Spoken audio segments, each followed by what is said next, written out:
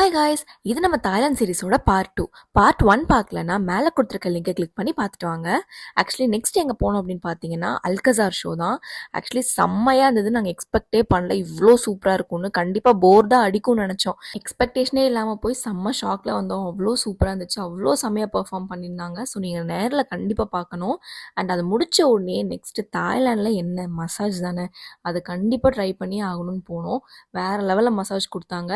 ஆனால் நீங்கள் நினைக்கிற மாதிரி தப்பாலாம் எதுவுமே கிடையாது, ரொம்ப நல்லா இருந்தது. அண்ட் அதை முடித்த உடனேயே எல்லாரும் எதிர்பார்க்குற இந்த வாக்கிங் ஸ்ட்ரீட் அப்படி என்னதாண்டா இருக்குன்னு உள்ளே போய் பார்க்கும்போது தான் தெரியுது. கையில் மெனு கார்டெல்லாம் நீட்டுறாங்க. என்ன மெனு கார்டுனா சாப்பாடு மெனு கார்டெலாம் கிடையாதுங்க. அது நீங்கள் நேரில் போய் பாருங்கள் என்னன்னு சொல்லிட்டு. ரொம்ப ஈஸியாக அதை வந்துட்டு பண்ணிட்டு இருக்காங்க. அவங்க ஆம்பளையா பொம்பளையான்னு கூட தெரியல, ஆனால் அப்படியே என்ஜாய் பண்ணிட்டு டேரெக்டாக செக்இன் பண்ண போயிட்டோம்.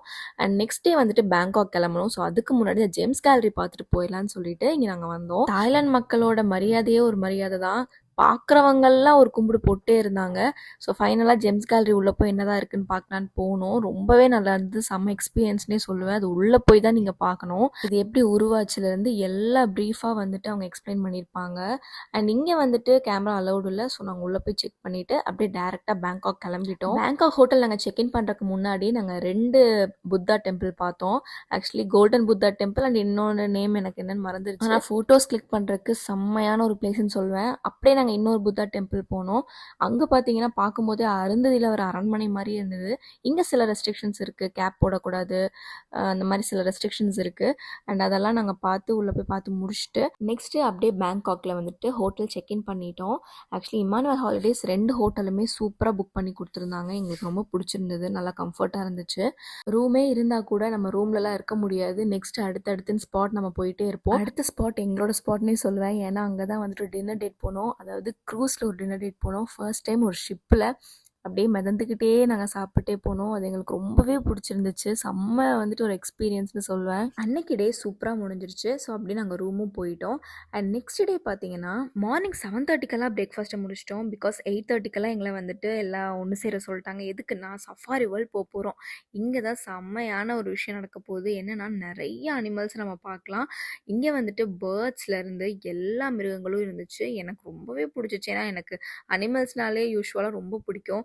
அண்ட் இங்கே இது என்னோட பிளேஸ் அப்படின்ற மாதிரி இருந்துச்சு. மனுஷங்க என்னங்க மனுஷங்க, இந்த அனிமல்ஸ் எல்லாம் வந்துட்டு அவ்வளோ அழகாக பெர்ஃபார்ம் பண்ணுச்சு.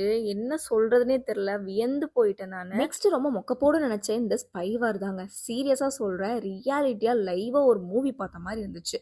ஸோ இதை கண்டிப்பாக மிஸ் பண்ணிடாதீங்க. அண்ட் அப்படியே குட்டி குட்டியாக வந்துட்டு மிருகங்கள்லாம் பார்த்துட்டு நெக்ஸ்ட் அப்படியே அங்கேயே ஒரு லஞ்சும் வந்துட்டு ப்ரொவைட் பண்ணாங்க. இது சஃபாரி வேர்ல்ட் வித் லஞ்ச் தான் இருந்துச்சு. நெக்ஸ்ட் அப்படியே மிருகங்களை பார்க்கறதுக்கு ஒரு ஃபாரஸ்ட்குள்ளே கூட்டிகிட்டு போவாங்க. ஸோ அங்கே எல்லாம் பார்த்து முடிச்சு நாங்கள் ரிட்டர்ன் வந்துட்டோம். நைட்டு தான் செம்மையான ஒரு டின்னர்னு சொல்வேன். எங்களுக்கு வந்து ரொம்பவே பிடிச்சி, டேஸ்ட்டில் ரொம்ப அருமையாக இருந்தது.